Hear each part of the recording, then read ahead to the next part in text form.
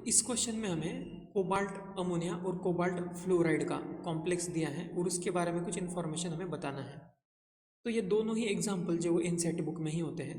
तो स्टेटमेंट 1 में है कि both are octahedral but differ in magnetic behaviour.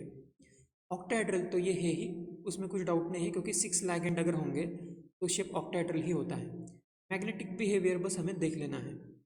तो दोनों में कोबाल्ट +3 ही है, ये यहाँ पे ऑक्सीडेशन नंबर चेक कर सकते हैं। तो सबसे पहले हम कोबाल्ट +3 का कॉन्फ़िगरेशन लिखेंगे। सबसे पहले कोबाल्ट का कॉन्फ़िगरेशन लिखेंगे तो 4s3d। कोबाल्ट का एटॉमिक नंबर होता है 27। तो अर्गॉन जो 18 होता है, 18 के बाद इसमें 9 इलेक्ट्रॉन्स है। तो 9 इलेक्ट्रॉन्स हम कैसे फिल करेंगे, 4s में 2 होंगे और 3d में 7 होंगे। ये तो कोबाल्ट हो गया। अब कोबाल्ट +3 जो है, इसमें 3 इलेक्ट्रॉन रिमूव कर देंगे हम यहाँ से। सबसे पहले 4s में से 2 इलेक्ट्रॉन जाएंगे क्योंकि वो आउटर मोस्ट शेल है, बाद में 1 इलेक्ट्रॉन 3d में से भी जाएगा। तो 3d6 कॉन्फ़िगरेशन होता है कोबाल्ट +3 का। तो d में 6 इलेक्ट्रॉन फिल करना है, जो इस तरह से होगा 1 2 3 4 5 6, नॉर्मली इस तरह से होगा।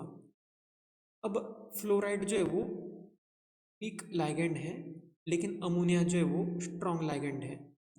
वीक लाइगेंड में तो कुछ भी नहीं होता है, यहाँ पे पेयरिंग और वो कुछ भी नहीं होगा। तो 4s के बाद 4s के बाद यहाँ पे होगा, सॉरी ये 3d है, तो 3d के बाद यहाँ पे एक 4s होगा और 4s के बाद 4p होगा और फिर 4d होगा। तो इसमें जब ऑक्टाहेड्रल कॉम्प्लेक्स बनेगा तो 4s से शुरू होगा, तो 4s 4p के 3 और 4d के 2, तो ये sp3d2 इस तरह से ऑक्टाहेड्रल कॉम्प्लेक्स बनेगा। इसमें अनपेयर्ड इलेक्ट्रॉन्स तो 4 रहेंगे।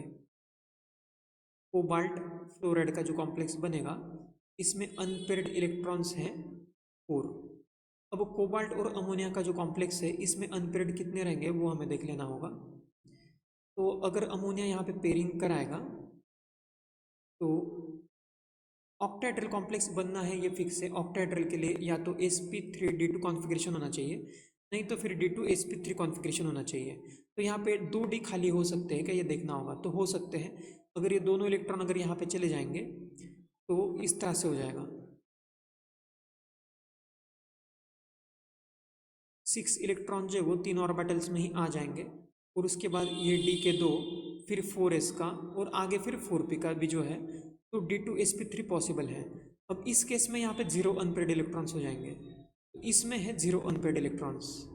तो 4 अनपेयर्ड इलेक्ट्रॉन वाला ये जो है ये हो जाएगा पैरामैग्नेटिक, और 0 अनपेयर्ड इलेक्ट्रॉन का ये जो अमोनिया का कॉम्प्लेक्स है ये हो जाएगा डायामैग्नेटिक। इस तरह से अगर हम देखेंगे तो differ in magnetic behaviour correct statement है, क्योंकि एक पैरामैग्नेटिक है एक डायामैग्नेटिक है। दूसरे में दिया कि अमोनिया का डायमैग्नेटिक है, फ्लोराइड का पैरामैग्नेटिक है, ये भी सही है। दोनों स्टेटमेंट ट्रू है, तो इसका भी आंसर होगा ऑप्शन 1।